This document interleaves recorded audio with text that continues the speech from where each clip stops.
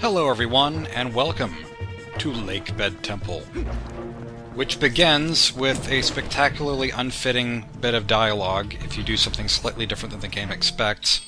Just, bomb arrows, boom. Wasn't that exciting. Hello, Midna. Whoa, that's treacherous. Whoa! Don't you think you ought to knock down those stalactites hanging off the ceiling first? Like you just did? Whoa! They don't look to be very stable. I'd bet they'd break pretty easily if you hit them with enough force, like you just did. Don't you think? Whoa! Anyways. I just like that she does that, even though, like, if you hit the stalactites with enough force, she tells you to do that anyway. It's just an oversight from the developers.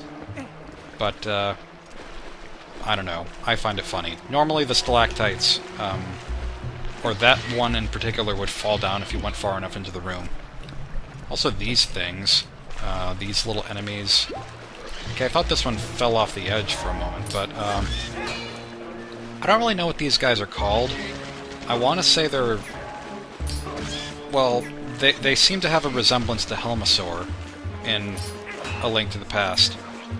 Because they have a helmet and they're sort of like dinosaurs, I guess. Even though the helmet is different, it's like an extended hockey mask helmet. I don't know. I like to think of them as helmadillos, because they look vaguely like armadillos to me. They just look like they could roll up any moment, and that you might run over them on the road or something. Yeah, I like the rock formations in this dungeon, and the colors. I feel like the colors could be brighter, and that's something that could be said for most of the game, and that might be something that was kinda sort of fixed in Twilight Princess HD. But, I like the color scheme with the aqua green and purple and other blue. And also this room. Like... first off, this is a really pretty room, and it's not even really a room because it's more just a transition room, like a transition chamber, where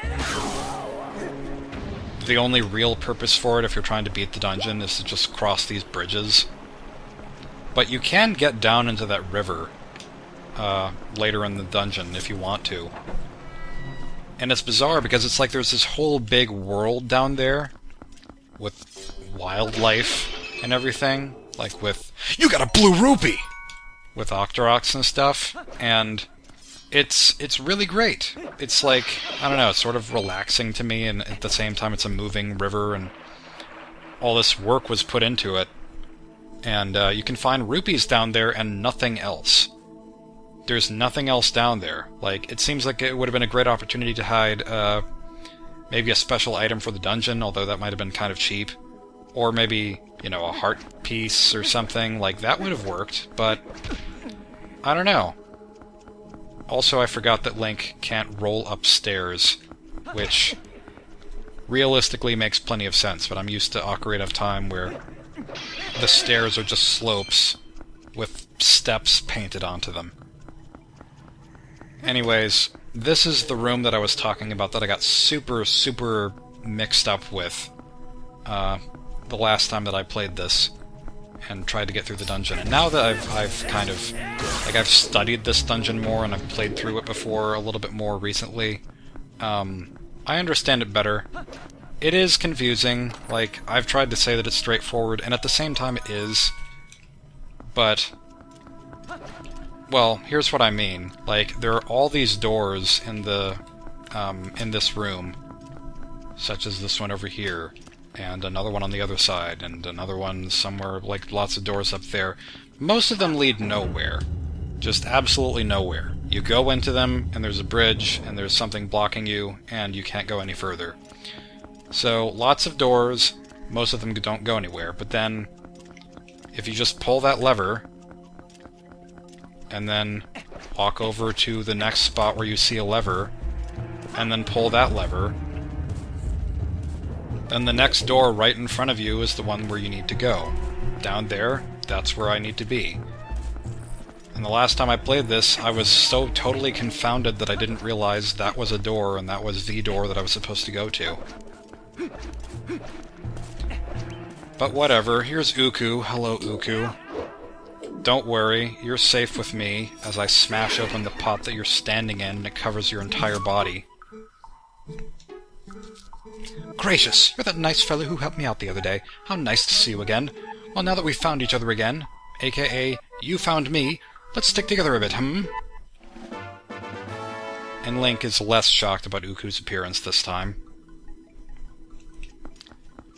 Although he might have been less shocked with Uku in, like, the Goron Mines, and I just don't remember, because it was infinity years ago. Infinity, I tell you. Or infinity plus 1, which is equal to infinity. Yeah, okay, I've already moved all the stuff around. Stuff around. Stuff around. The best-selling parody piece to jump around. And we got the dungeon map. Which, I mean, I would like to say it's useful for this dungeon. I guess it is, because it shows you where you haven't been. But it's also like most of the rooms in the dungeon look the same. So, yeah.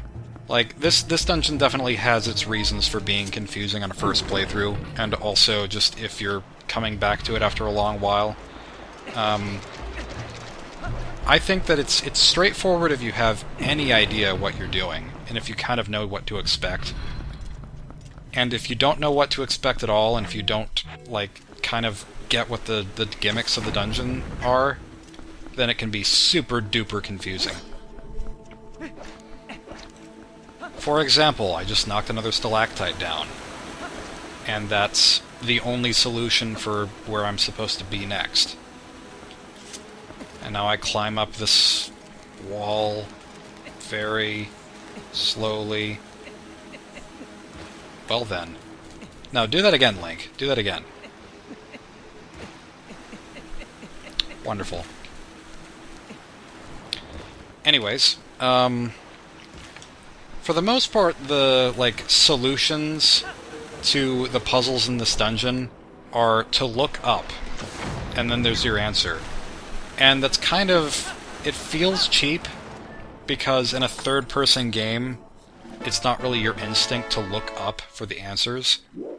In a first-person game, like, it's no question, like, you can look up all the time, it's kind of natural. In Portal or something, you look up all the time. But in this game, most of the stuff that you're supposed to be... most of, like, the pieces to a puzzle are on eye level. To make them easier to work with. But in this dungeon there's a lot of things that you have to look up to get. And and usually it's stalactites. So, I don't know, that just makes it a little bit less something. Whatever the word is. Less natural to play through. Like, in general, I wouldn't call this dungeon a super hard one. It just plays some mean tricks.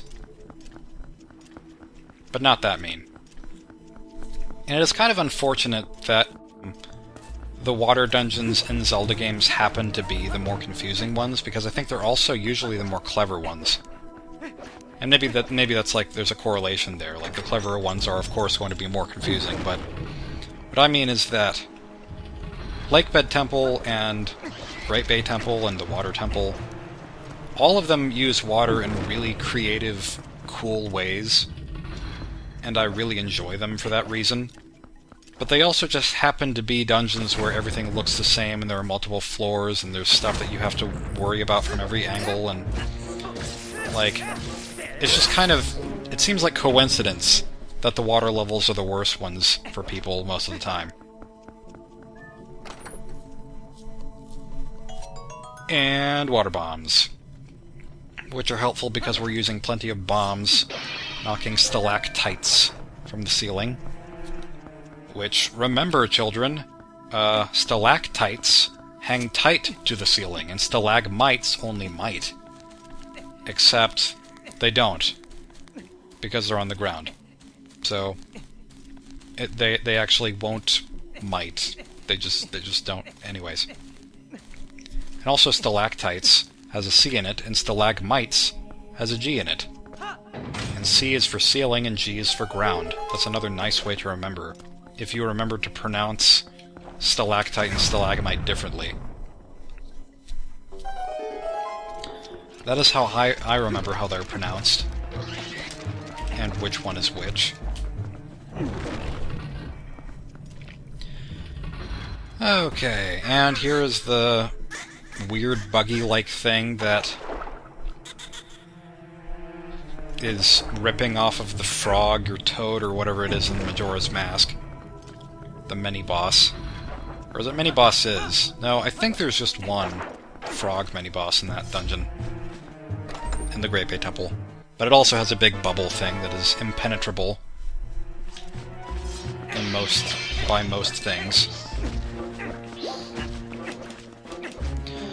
So we have our key now, and I believe I can just drop down with this key. No, I shouldn't do that yet, because there was a key that there was a locked door that I just passed. And ouch. Excuse me, Helmadillos. Don't make me run you over. Of course, then if I ran them over, then they would come back with rockets on their backs, and I would have to throw a barrel at them. An explosive barrel. And then they would ripple the ground, and whatever else happens in the Donkey Kong 64 fights.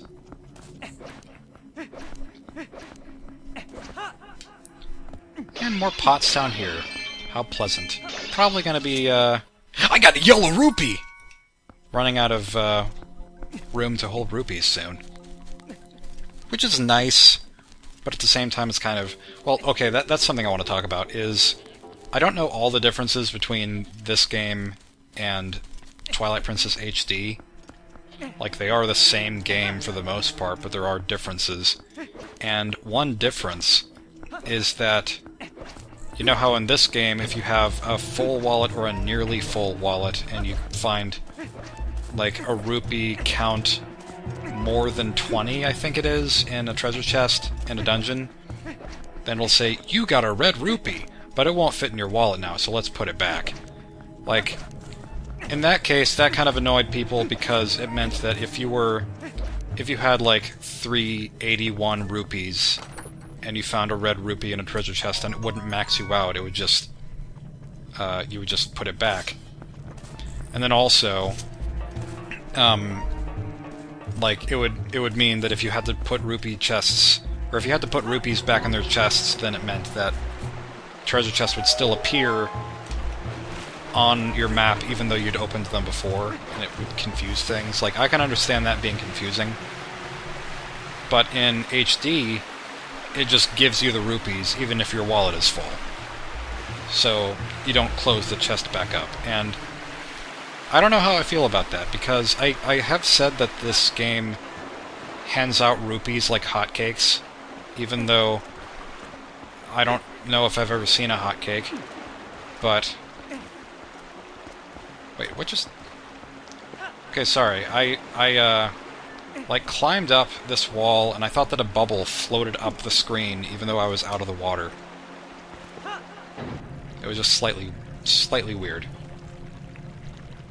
Yeah, I don't know how I feel about that, because I have said that rupees are everywhere in this game, but a lot of the reason that they're everywhere in this game and that you always have them is they're in dungeons. And it's nice to be able to go back to dungeons if you're running low on rupees, to go back to the chests that weren't opened. Anyways, I don't know why this section of the water is brighter. Why is this brighter? Just randomly. Like, I don't see lighting. Okay, maybe I do see lighting. I don't know, whatever. So this is an example of how water is cleverly used in this dungeon. You can see that this water is powering a big water wheel, which is not exactly... Well, I guess, yeah, it's a water wheel, and it's also a gear. And if you stand, like, right here and wait for a... Okay, not quite right there, but pretty close to that spot, you can get squished by the water wheel and have to reset the room. There's also an invisible wall there for some reason. I guess it's to prevent the squishing, but then that didn't work, did it? Whatever. Hello, fairy that I had no chance of capturing in a bottle. Not that I have milk. Milk is good. Milk is all I need. So I think now I can just drop down. Because from here it looks like this is an endless expanse of death. But then if you actually look down, and I know that there's a Lizalfo attacking me, hello there. Do you mind jumping off humorously? Okay, I like the way that Link was just kind of on his way to getting up and then just got smacked down. And immediately his position changed completely. It was kind of great.